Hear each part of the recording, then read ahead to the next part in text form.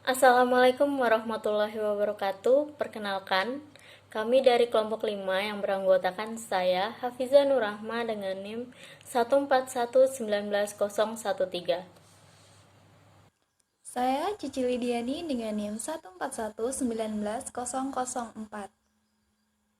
Saya Desi Fatria dengan NIM 1419110.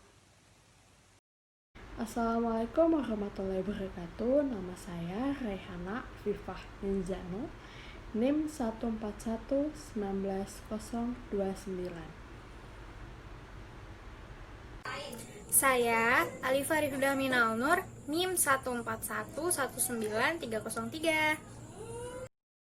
Kami di sini akan mempresentasikan tentang kepengurusan keuangan negara.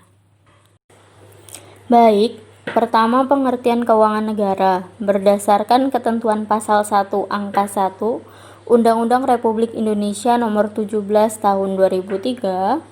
Keuangan negara adalah semua hak dan kewajiban negara yang dapat dinilai dengan uang, serta segala sesuatu baik berupa uang maupun berupa barang yang dapat dijadikan milik negara berhubung dengan pelaksanaan hak dan kewajiban tersebut.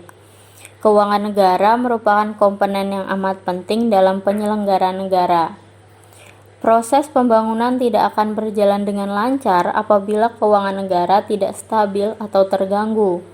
Oleh karena itu, kedudukannya yang amat penting ini, keuangan negara diatur dalam Undang-Undang Dasar Negara Republik Indonesia tahun 1945 Bab 7. Oke, slide selanjutnya yaitu tentang keuangan negara diatur dalam Undang-Undang Dasar Negara Republik Indonesia tahun 1945 Bab 7 Pasal 23. Di antaranya yaitu yang pertama, anggaran pendapatan dan belanja negara sebagai wujud dari pengelolaan keuangan negara ditetapkan setiap tahun dengan undang-undang dan dilaksanakan secara terbuka dan bertanggung jawab untuk sebesar-besarnya kemakmuran rakyat. Yang kedua yaitu rancangan undang-undang anggaran pendapatan dan belanja negara dianjurkan oleh Presiden untuk dibahas bersama Dewan Perwakilan Rakyat dengan memperhatikan pertimbangan Dewan Perwakilan Daerah. Yang ketiga yaitu apabila Dewan Perwakilan Rakyat tidak menyetujui rancangan anggaran pendapatan dan belanja negara yang diusulkan oleh Presiden, pemerintah menjalankan anggaran pendapatan dan belanja negara tahun yang lalu. Selanjutnya yaitu ada pasal 23A, pasal 23B, pasal 23C, dan pasal 23D. Slide selanjutnya yaitu tentang sumber keuangan negara Republik Indonesia. Oke, mungkin sebagian dari kita nggak ada yang tahu dari mana sih sumber keuangan negara Republik Indonesia. Oke, saya akan menjelaskan dari mana aja sih sumbernya. Oke, yang pertama yaitu pajak, yang kedua retribusi, yang ketiga keuntungan BUMN dan BUMD, yang keempat denda dan sita, yang kelima pencetakan uang, yang keenam pinjaman, yang ketujuh sumbangan, hadiah dan hibah, yang kedelapan adalah penyelenggaraan undian berhadiah. Baik, selanjutnya pada slide kelima, saya akan menjelaskan mengenai mekanisme pengelolaan keuangan negara. Indonesia mempunyai potensi sumber keuangan yang sangat besar. Salah satunya adalah kekayaan alam yang dapat dimanfaatkan sebagai pundi-pundi keuangan negara, seperti bahan tambang, hasil hutan, kekayaan laut, serta keindahan alamnya.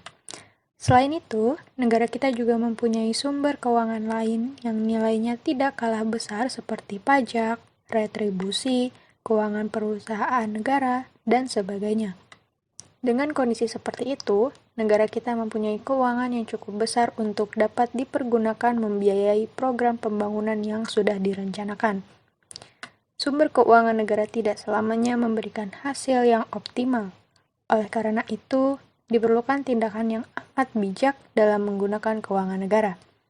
Dengan kata lain, pengelolaan keuangan negara harus benar-benar efektif dan efisien sehingga program pembangunan dapat dilaksanakan sesuai dengan rencana.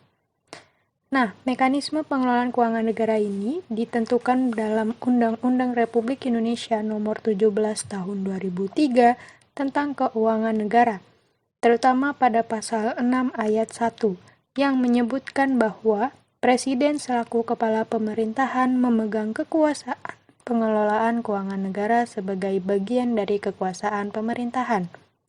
Ketentuan pasal tersebut menunjukkan bahwa Presiden Republik Indonesia bertanggung jawab atas kegiatan pengelolaan keuangan negara yang dilakukan untuk mencapai tujuan negara.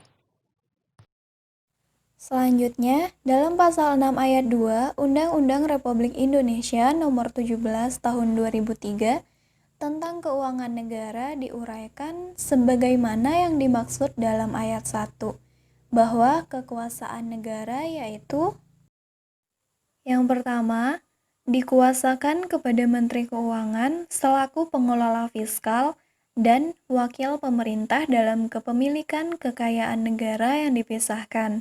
Yang kedua, dikuasakan kepada Menteri, pimpinan lembaga selaku pengguna anggaran, pengguna barang Kementerian Negara atau lembaga yang dipimpinnya. Yang ketiga, diserahkan kepada gubernur, bupati, atau wali kota selaku kepala pemerintah daerah untuk mengelola keuangan daerah dan mewakili pemerintah daerah dalam kepemilikan kekayaan daerah yang dipisahkan. Yang keempat, tidak termasuk kewenangan di bidang moneter, yang meliputi antara lain mengeluarkan dan mengedarkan uang yang diatur dengan undang-undang. Berdasarkan ketentuan pasal 6 tersebut dapat dimaknai bahwa Presiden mendelegasikan kekuasaan dalam pengelolaan keuangan negara ini kepada Menteri Keuangan, Menteri dan pimpinan lembaga negara, serta kepala daerah yaitu gubernur, bupati atau wali kota. Dengan demikian, dalam pelaksanaannya tidak akan terjadi pemusatan kekuasaan pengelolaan keuangan negara hanya ada di tangan Presiden. Pengelolaan keuangan negara akan berjalan efektif dan efisien apabila terdapat perencanaan yang baik. Oleh karena itu, Presiden Republik Indonesia selaku kepala pemerintahan akan menyusun rancangan anggaran pendapatan dan belanja negara (RAPBN) setiap tahun. RAPBN tersebut kemudian diajukan kepada Dewan Perwakilan Rakyat untuk dibahas bersama dengan memperhatikan pendapat dari Dewan Perwakilan Daerah untuk mata anggaran yang berkaitan dengan daerah. RAPBN yang telah disetujui oleh DPR kemudian menjadi Anggaran Pendapatan Belanja Negara atau APBN yang dijadikan patokan oleh pemerintah dalam menjalankan berbagai program pembangunan dalam jangka waktu 1 tahun. Dari uraian tersebut dapat disimpulkan bahwa Presiden dalam menjalankan kekuasaan mengelola keuangan negara tidak bertindak sendirian.